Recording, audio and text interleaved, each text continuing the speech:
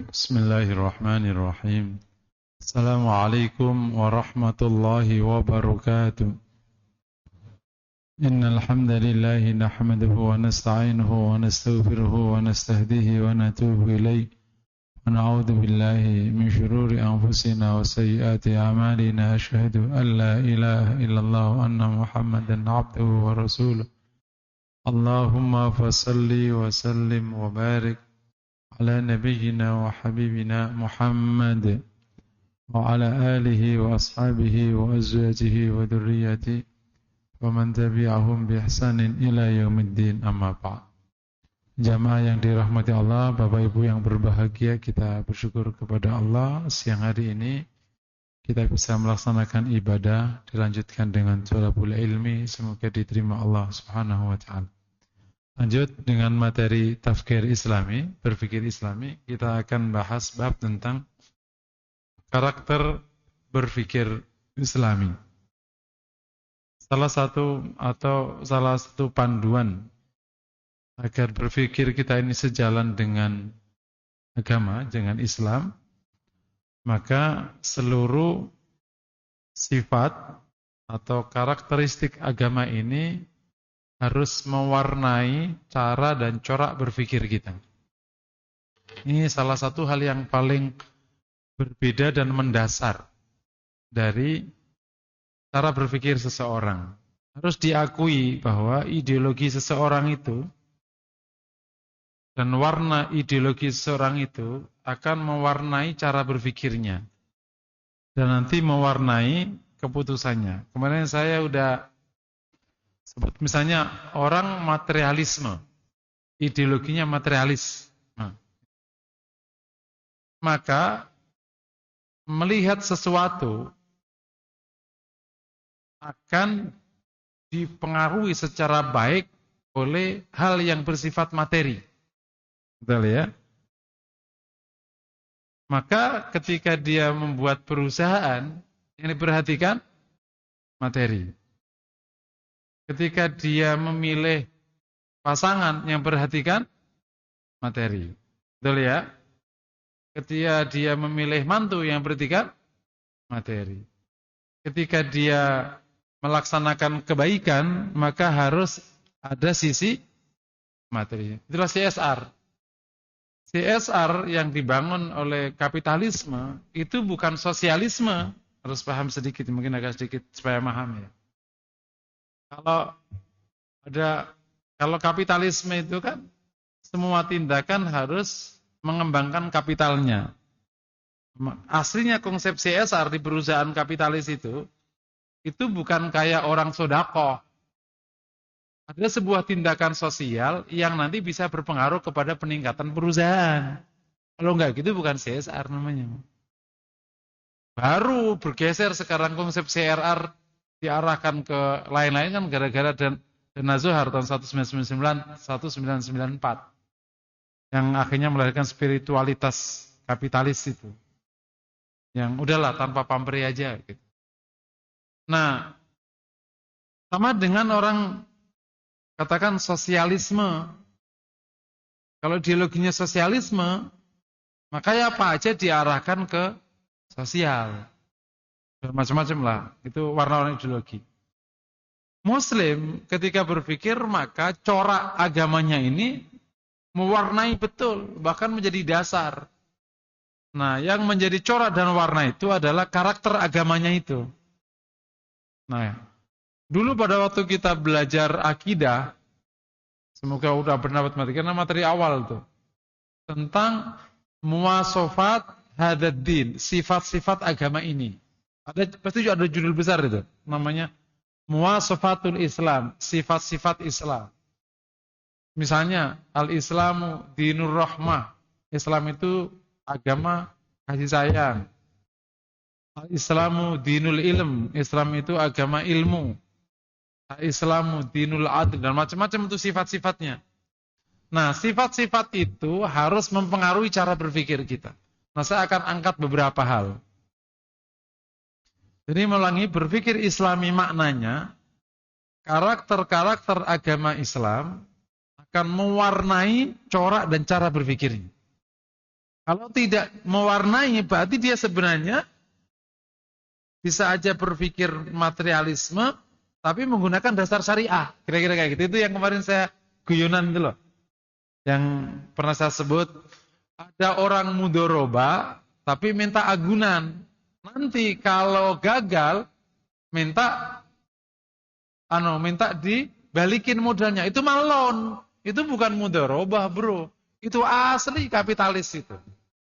Cuman orang nggak sadar karena cara berpikir. Jadi kadang tindakan fikih itu kalau berpikirnya nggak diperbaiki, maka lahir tindakan formalitasnya syariah, tapi nilainya kapitalis sebenarnya. Makanya ketika orang fikih tidak belajar usul fikih kan banyak berkaitan dengan cara berpikir. Terus usul fikih nggak belajar dengan usul akidah, nggak belajar dengan tazkiyatun nafas, maka nilai-nilai itu nggak keangkut biasanya. Itu yang nanti mewarnai materi tafsir Islami itu. Karena tafsir Islami banyak oleh usul fikih, oleh tazkiyatun nafas, karena itu kan gabungan berbagai macam materi. Itu kan mirip cowok-cowok ini enggak? Cewek-cewek yang sangat materialisme, tapi terlanjur solihah. Ingat enggak? Ini kan kalau asli Islam kan gini. Kalau asli Islam, milih pasangan. Idza ja'akum man taruduna dinahu fazawwiju wa illa fitnatun fil ardi wa fasadun kabir. Itu kan sabda Nabi kan. Jika datang padamu hai para wali, anak-anak perempuan, orang yang kau ridhoi agamanya, maka nikahkanlah dia. Kalau tidak, maka akan terjadi fitnah dan kerusakan yang besar. Maka lahirlah dulu tahun 60-an mungkin pertanyaan bapak-bapak kalau ada yang datang, kamu ngajinya di mana, berapa lama? Kan gitu tuh biasanya. Bahkan bapak-bapak kadang supaya dapat mantu yang bagus, itu cari nasabnya, kemudian dia biayain mondoknya. Nggak apa-apa, aku aja biayain, biar pasti dapat. Gitu. Jadi anakku aku akan serahkan ke dia, aman aku. Lahirlah generasi berikutnya, yang ini sudah nggak laku. Pertanyaannya, kamu kerja di mana? Itu clear tuh. Itu tahun 80-an tuh mulai pertanyaan itu muncul tuh. Karena, wah, orang soleh tapi kere, kasihan anakku. Akhirnya kerja di mana? Kan tidak harus dibenturkan kan? Antara kesolehan sama kerja itu kan nggak harus dibenturkan. Kenapa harus dibenturkan gitu? Itu karena bergeser ideologi. Sampailah akhirnya saking matangnya materialisme ini, maka naik tahun 2000-an itu. Bukan lagi kerja di mana. Kamu punya duit berapa? Loh, itu jelas itu. Kan nggak penting hari ini. Serius ya, teman-teman. Anak muda sekarang nggak penting kerja di mana. Itu nggak penting. Kalau generasi bapak-bapak kan kerja di mana itu pertanyaannya orang tuanya. Sekarang nggak penting. Kerja di mana? Ya, ini pertanyaan generasi X. Kalau sekarang, you punya saham berapa? You punya perusahaan berapa? You punya saldo berapa? Itu yang di fokus tuh. Kerja udah nggak penting tuh. Kalau masih kerja berarti bapaknya mengindoktrinasi X ke anaknya yang milenial itu sebenarnya itu. Keliru doktrin.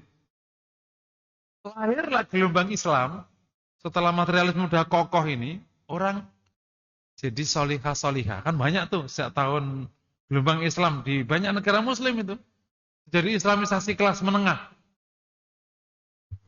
Maka lahir ibu-ibu atau orang tua ibu-ibu yang pertanyaannya kaya apa enggak? Kaya. Tapi dia ibadahnya gimana?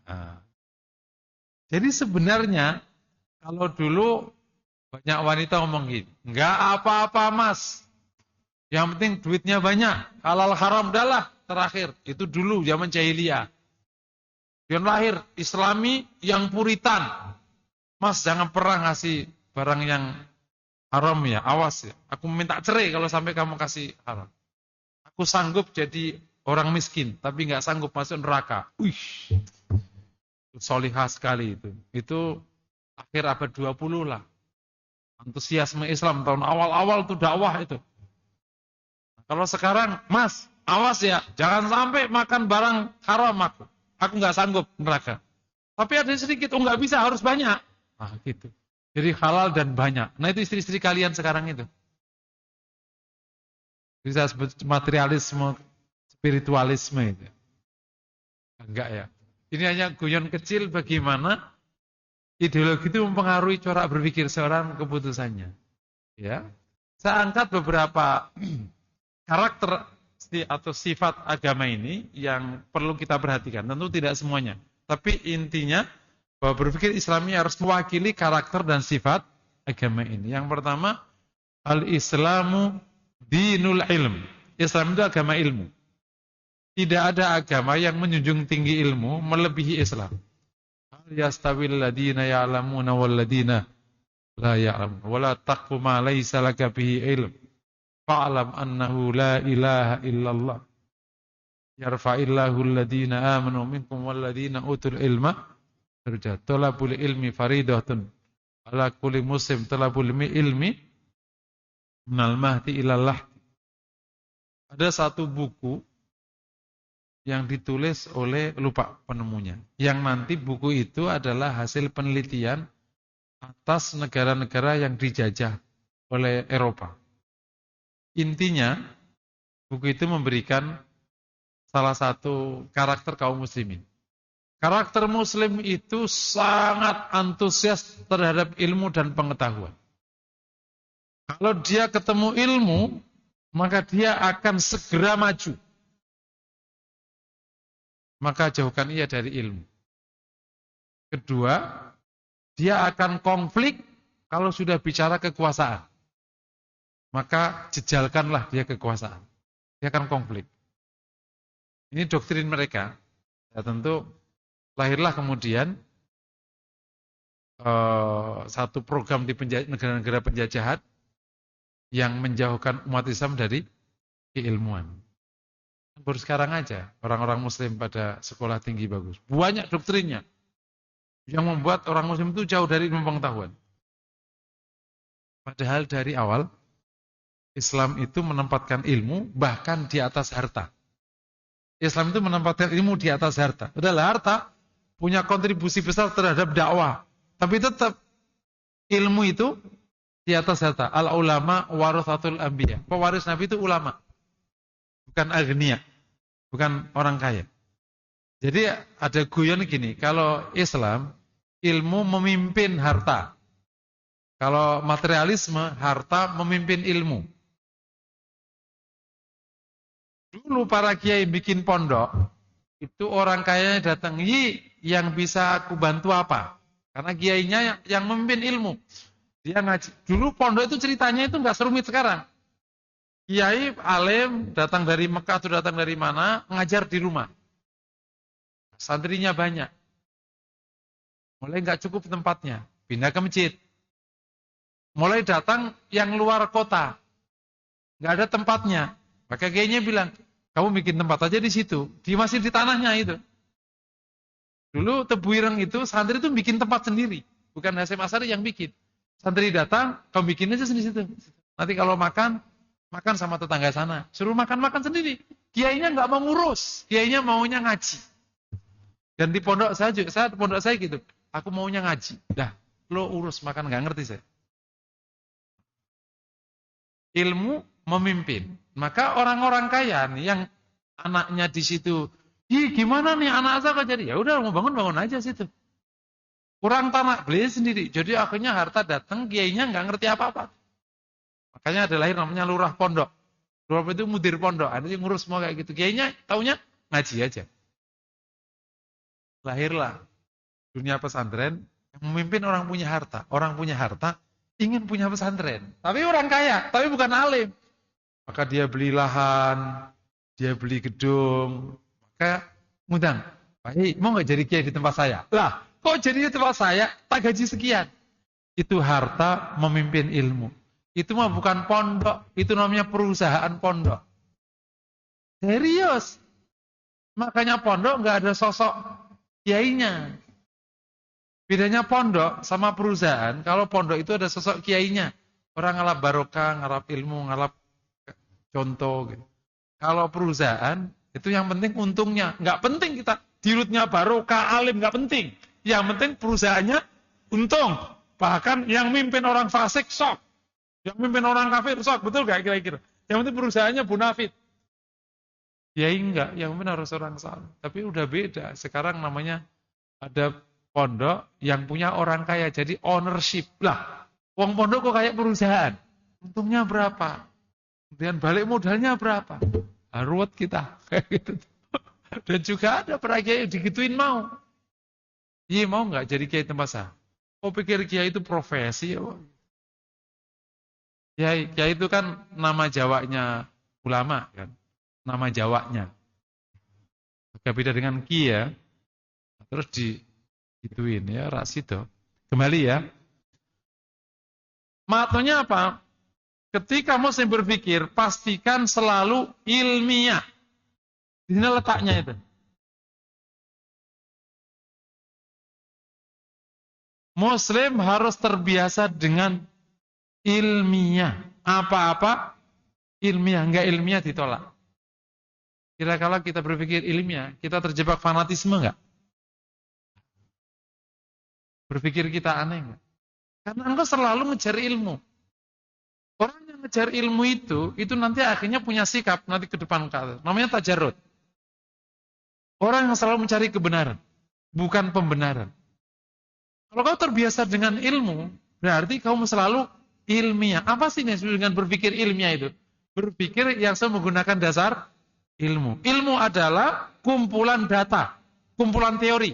Teori adalah kumpulan data. Jadi kalau engkau mendapatkan sesuatu, nggak ada ilmunya, nggak ada teorinya, nggak ada datanya, hanya asumsi, hanya opini, terus kamu terima, berarti berpikirmu aneh. Kau menyampaikan sesuatu, nggak ada dasar ilmunya, nggak ada datanya, nggak ada teorinya, ya berarti kau tidak berpikir baik. Kira-kira berpikir ilmiah, muslim kejebak nggak dengan hoax? Otomatis nggak bisa kejebak. Karena memang dasar di otaknya ilmu.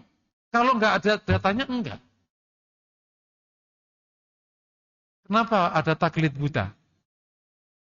Taklid itu boleh untuk sebagian masyarakat. Karena tidak semua orang punya ilmu. Tapi tidak boleh buta. Harus ada dasar ilmunya.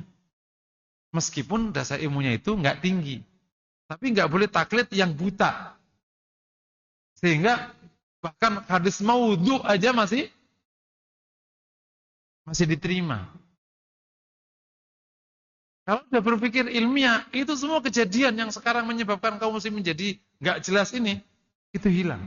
Karena berpikir ilmiah. Hari ini, setiap orang itu menjadi jurnalis. Betul ya? Makanya disebut dengan netizen journalism. Jurnalis netizen. Makanya akhirnya menjadi sosial media. Medianya masyarakat. Di konteks situasi yang sudah terbuka begini, jurnalis netizen journalism ini, maka setiap orang itu di konteks informasi punya dua peran sekaligus. Pertama dia penerima berita, sekaligus pembuat berita. Betul enggak? Nah, saat jagat raya jumlahnya 6, sekian miliar itu hari ini penerima berita dan juga pembuat berita. Guys, assalamualaikum. Semua orang ngomong assalamualaikum guys. Hari ini kita gitu nggak kira-kira? Apa aja judulnya? Gitu. Yang muka bagus, muka cocok, muka nggak cocok, semua menjadi pembuat berita. Apa aja diberitakan? Kira-kira kalau kita nggak kuat keilmuannya, masuk nggak akhirnya? Sampah nggak yang masuk? Karena orang berpikir ilmiah itu nanti, bahkan seakan-akan dia belum menemukan data ilmiahnya, tapi dia udah punya sensitivitas ilmiah. Ini enggak ilmiah, ketahuan. Gitu. Itu kayak Ad-Daruqutni, saking dia mendalamnya tentang hadis Nabi, dia belum bicara sanad, baru bicara hadis diceritakan, ini makanya bukan hadis Nabi deh.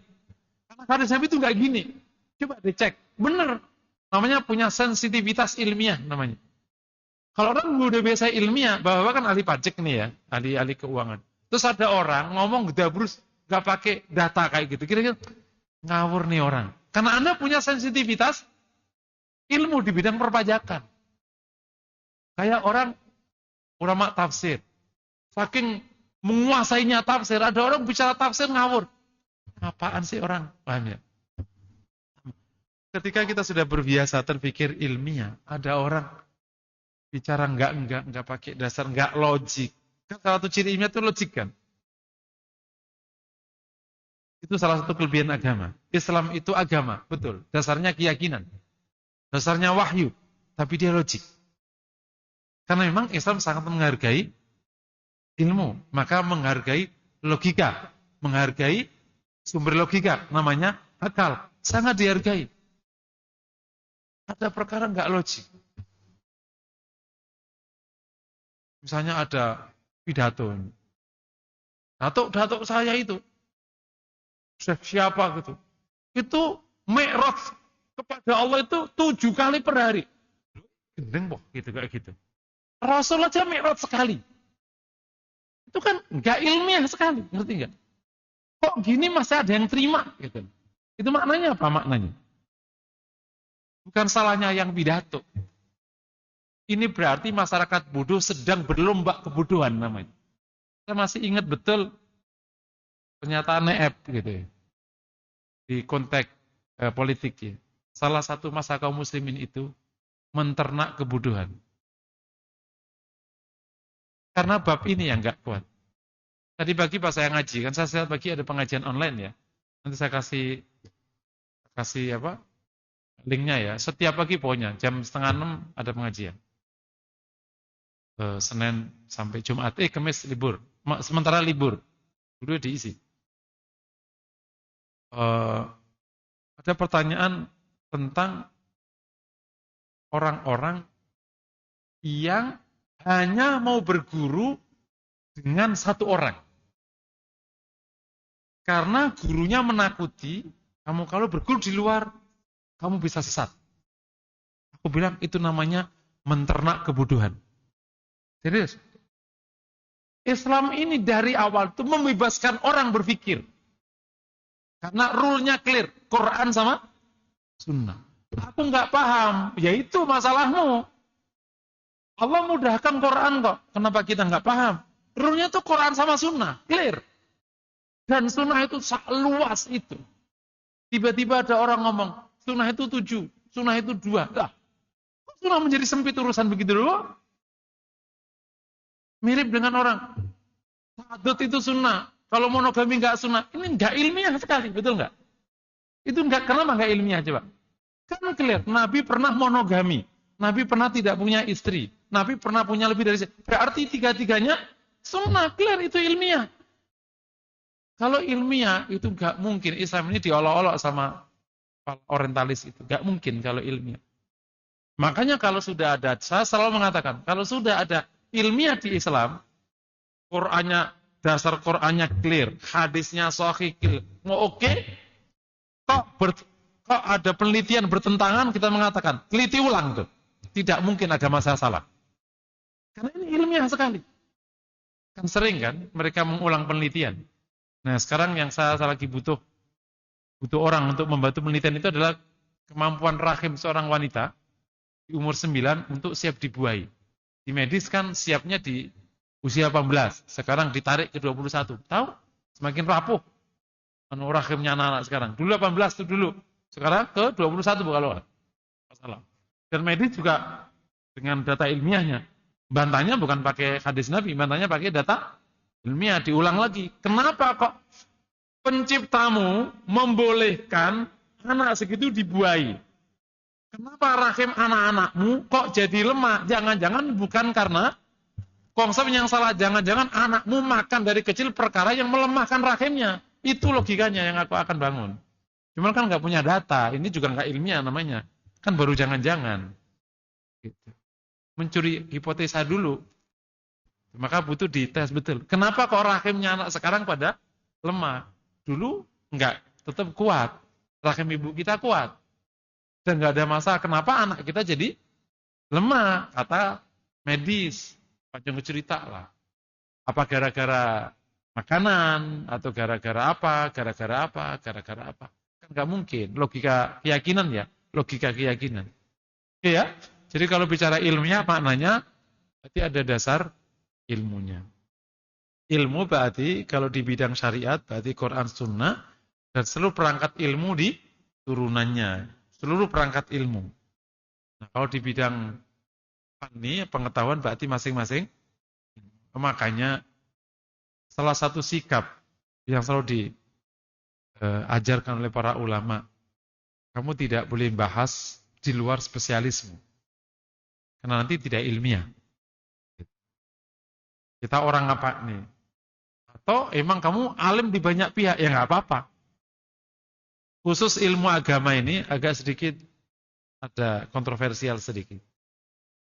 Belum ada spesialisasi ilmu agama sebenarnya. Karena ilmu syariat itu karakternya agak beda dengan ilmu pengetahuan.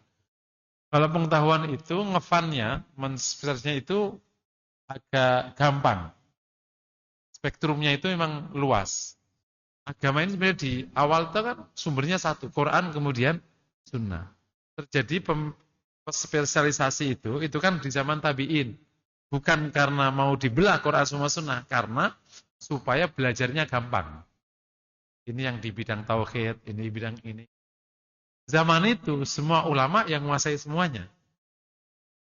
Dia pasti menguasai semua, cuman menonjol di bidang salah satunya. Bukan tidak menguasai, tapi dia mengerjakan bidang itu. Ibarat gini, tukang kita itu menguasai semua. Bisa kayu, bisa tembok, bisa besi. Tapi kan nggak bisa ngerjain tiga-tiganya satu tangan. Maka dia lebih banyak ngerjain kayu, yang ini ngerjain besi. Gitu. Tapi tukang kita itu semua menguasai tiga-tiganya. Ya. Dulu para ulama gitu. Lahirlah pengetahuan baru setelah masa universitas, spesialisnya dibelah sampai 6 atau 7 itu. Yang jadi masalah, terkadang di salah satunya itu, benar-benar nggak menguasai sebelahnya. Padahal masyarakat taunya, ya dia pokoknya ustadz, di luar bidangnya. Jadi ya memang harus agak bijaksana. Kalau aslinya para ulama salaf dulu, pembidangan ini nggak terlalu strict, pembidangan ini. Jadi dia bisa ngajar usul, bisa ngajar tafsir, bisa ngajar Ibnu Taimiyah, semuanya. Oh iya, Imam Malik, ya, kalau yang di atasnya lagi, Syu'bah, ya, dia semuanya. Karena memang dulu semuanya. Ala kulli hal gitu ya. Dia berpikir ilmiah maknanya itu. Sikap atau berpikir ilmiah ini nanti dampaknya kita sangat menghargai apa aja yang berdasar ilmu dan kita menolak apa saja yang tidak ada dasar ilmunya. Maka tadi yang hanya mendengar ilmu dari 1-2 orang, kita akan terlihat sikap itu. Itu yang menyebabkan fanatik buta itu dari situ. Ada ungkapan yang terkenal, al-hikmatu dhalatul mu'min. Ainama wajadaha akhudha. Hikmah, kebenaran, itu barang hilangnya orang mukmin. Dimanapun dia mendapatkannya, dia akan mengambilnya. Meskipun datang dari orang yang tidak kita sukai, kalau benar, kita ambil. Meskipun datang dari yang kita sukai, kalau nggak ilmiah, nggak kita. Para ulama hadis, mungkin orang yang punya jargon di bab ini sangat kuat. La yu'tabaru ahlul hadithi ahlal hadith. Wa yaqal la yu'tabarul muhaddithu muhaddithan illa wa ya'khudhu min akranihi wa mimman fauqahu wa mimman duna. Tidak disebut ahli hadis sebagai ahli hadis kalau tidak mengambil dari orang semasanya dan orang di atasnya dan orang di bawahnya. Jadi dia harus mengambil ilmu dari semuanya. Tidak boleh alergi tentang sumber ilmu. Selama dia ilmu, maka dia akan diambil. Tidak peduli ilmu itu datang dari. Nah, makanya hadis Nabi SAW terkenal itu tentang riwayat Abu Hurairah. Itu salah satu dasar, bahkan setan pun kalau membawa ilmu, membawa kebenaran, itu harus diambil. Itu kan ekstrim sekali ya. Dengar kisahnya terkenal kan? Datang, Abu Hurairah ditugaskan oleh Nabi untuk menjaga Baitul Mal. Alamir itu datang laki-laki ngambil, ditangkap. Aku laporkan Nabi, jangan anakku banyak. Dilepas. Abu Hurairah datang pagi, ya Rasulullah, dari mana ada orang ngambil aku tangkap, tapi dia memelas, anaknya banyak, aku lepas. Kata Nabi, dia akan kembali. Benar. Jaga malam lagi, datang, ditangkap lagi, melas lagi, lepas lagi. Dan yang ketiga, ditangkap, ini aja. Aku ajarkan kamu sesuatu. Balasannya, lepaskan aku. Nanti kalau kau baca yang aku ajarkan, aku dapat, pasti tidak bisa datang ke sini. Makanya diajarkan, bacalah ayat kursi. Dan pagi harinya, ya Rasul, orang yang datang itu memelas, minta dilepas, tapi mengajarkanku ayat. Katanya kalau aku baca, dia nggak akan datang. Kata Nabi, ya, qad saddaqoka wa huwa kadzub. Dia berkata benar padamu, padahal dia pendusta. Setan. Jadi dikerjakan. Kenapa kok disebut itu benar? Karena ada basis kebenarannya, yakni pembenaran dari Nabi Shallallahu Alaihi. Ya, insya Allah ya. Nah, Bapak Ibu yang dirahmati Allah, implementasi ini case yang sudah sangat ramai di tengah masyarakat dengan antusiasme kehidupan beragama. Kan antusias sekali kita ya. Maka jangan sampai melampaui batas-batas ilmu. Ilmu itu maknanya, ya ilmu. Bukan separuh ilmu. Kalau antum mau belajar fikih, ya memang fikih benar. Jangan separuh fikih. Supaya tampak fikih benar, ambillah dari banyak orang. Supaya nanti ketahuan. Kalau mau belajar hadis, ya hadis, jangan separuh hadis. Ambillah dari banyak orang. Supaya nanti ketemu betul. Kalau perlu, kalau antum sudah orang yang sudah sangat ilmiah, sampai masa tertentu, ambillah dari orang yang kau tentang. Orang yang kau tentang itu, nggak cocok. Coba tanya. Kenapa sih? Gitu. Karena ketahuan ilmunya. Karena emas tetap emas. Emas itu emas. Ilmu tetap ilmu. Mau ditekan 1000 kali, tidak akan pernah hancur. Asumsi tetap asumsi. Opini tetap opini. Ilmu tetap ilmu. Kalau ulama-ulama benar, kalau menyampaikan hadis, disampaikan hadis. Itu proses keilmuan. Kalau nanti dia punya opini tentang hadis, maka dia ngomong, ini opiniku tentang hadis. Bukan hadis eksploitasi, jadi opini dia. Nggak boleh kayak gitu. Itu nggak ilmiah namanya. Ada Quran ditafsiri. Dia punya pendapat, ini pendapatku. Pendapatnya bisa ditolak. Yang kalau ditolak kan Qurannya, betul ya? Di lapangan pastikan itu terjadi. Jangan sampai nanti kita kejebak kepada proses beragama yang tidak ilmiah. Ternyata, makanya aku sering mengatakan, ayo beragama dengan hati, beragama dengan logika, beragama dengan rasa, supaya lengkap beragamanya. Insya Allah ya. Yang pertama. Yang kedua, salah satu sifat Islam adalah dinul adil. Agama yang adil, menjunjung tinggi keadilan. Di proses kita beragama, termasuk berpikir, pastikan kita namanya berpikir fairness. Lanjutan dari ilmu, itu kau pikir fair. Apalagi kan orang pajak, fair. Kalau benar ya benar, kalau salah ya salah. Nggak jadi otak-atik. Nabi SAW orang yang menjunjung tinggi keadilan. Waktu ia bagi, ia sangat adil. Waktu dia bertindak, ternyata salah, dia fair. Ingat nggak hadis Nabi? Waktu Nabi memberikan saran mengawinkan kurma, dan akhirnya tidak jadi.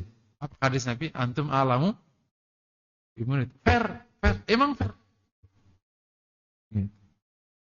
Tidak ada justifikasi, nggak ada bluffing. Fair. Salah, salah aja. Itu kalau kita bersikap kayak gitu, keren.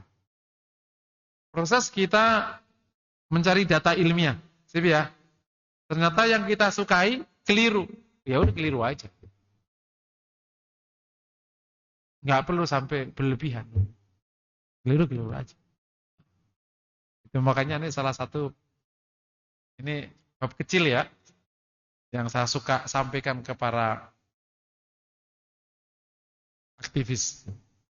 Reformasi 28 itu keberkahan atau kecelakaan. Dipikir deh datanya. Serius deh. Itu kebaikan atau justru kemunduran. Fairness. Kalau kita berpikir fair, cari datanya. Datain. Itu keren kalau kita bisa berpikir fair. Berpikirnya fair. Salah-salah, benar? Benar. Dia baik? Baik. Meskipun kita nggak suka. Saya suka mengatakan beberapa orang. Saya sangat terharu. Saya sering menyampaikan. Saya sangat terharu. Ada orang-orang yang keliling masjid berdakwah dengan keterbatasan ilmunya ya. Pasti Anda tahu. Terkadang baca Quran aja belum. Saya sangat terharu. Bahwa dia memiliki beberapa hal yang memang kurang pas, itu bab yang lain. Tapi saya terharu. Itu fair kan? Saya tidak membenarkan, tapi saya terharu. Itu mirip Imam Ahmad. Jadi memang didikan, saya harus mengatakan saya bersyukur karena saya dididik di Fakultas Hadis ya. Sifat-sifat ini ada di Fakultas Hadis. Makanya kalau anak-anak hadis enggak gitu agak unik. Imam Ahmad itu pernah dimasukin ke sebuah majelis dzikir. Dzikirnya mungkin berbagai macam hal. Imam Ahmad, ini kisah tidak diakurasi benar salahnya karena kisah. Fair kan? Kalau nanti keliru ya keliru aja, nggak apa-apa. Tapi ini kisah dikisahkan. Kemudian keluar, Muhammad tuh tampak nangis terseduh-seduh. Mungkin di situ dia sangat terenyuh. Biasa kan macam-macam dzikir itu memang terseduh sekali. Dzikir lantunannya indah, emang nangis kita. Masya Allah, apalagi dzikir la ilaha illallah gitu. Istighfar, yang mimpin. Pokoknya majelis-majelis tasawuf itu memang seduh. Seduh dari zaman dulu. Begitu Imam Ahmad, gimana? Bid'ah. Kayak gini aja. Fair enggak? Fair. Bid'ah sama bid'ah, terharu sama terharu. Dua hal berbeda. Nggak usah disama-samakan. Fair enggak itu namanya? Nah, bahwa kita nggak setuju pendapat Imam Ahmad, ya itu bab yang lain. Ini cerita Imam Ahmad sendiri.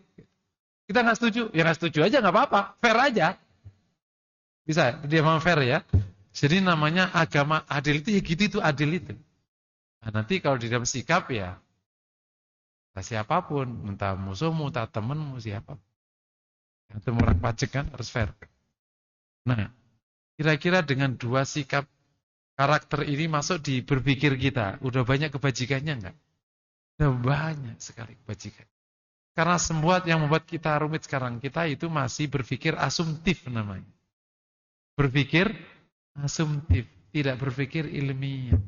Belum juga data akurat, langsung disebar-sebar. Share, sor, langsung. Enggak pakai sar, sor, langsung. Langsung sampai bulat gitu. Padahal jelas-jelas itu masih asumsi ternyata. Ini di hari ini kita perlu sering gabung-gabungin gambar, nggak pakai tanggal. Ini kapan nih bikin orang puyeng kayak kan? Ada caption ditaruh di film 2020. Kalau Anda nggak teliti, langsung percaya nggak? Makanya hari ini itu bukan lagi kebenaran, tapi kebenaran baru. Harus paham tuh ya sekarang. Jadi ada namanya kebenaran, itu datanya ilmiah. Ada namanya kebenaran baru, datanya persepsi. Harus paham nih Pak. Namanya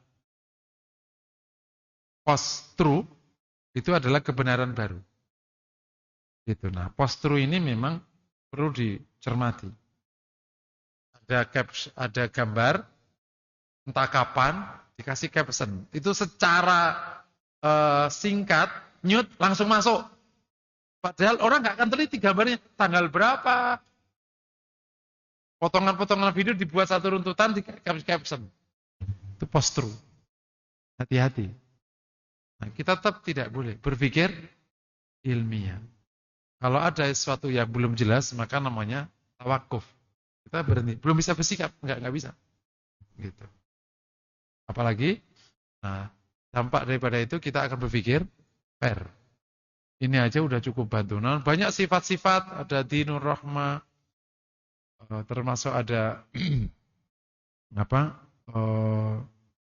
selain sifat-sifat tadi ya, ada 9 sifat lebih dalam agama ini, tapi secara umum kami berikan gambaran berpikir Islami maknanya berpikir dengan menggunakan karakter agama ini mewarnai seluruh corak dan cara berpikirnya. Itulah yang berpikir. Begitu demikian materi yang dapat saya sampaikan. Assalamualaikum warahmatullahi wabarakatuh.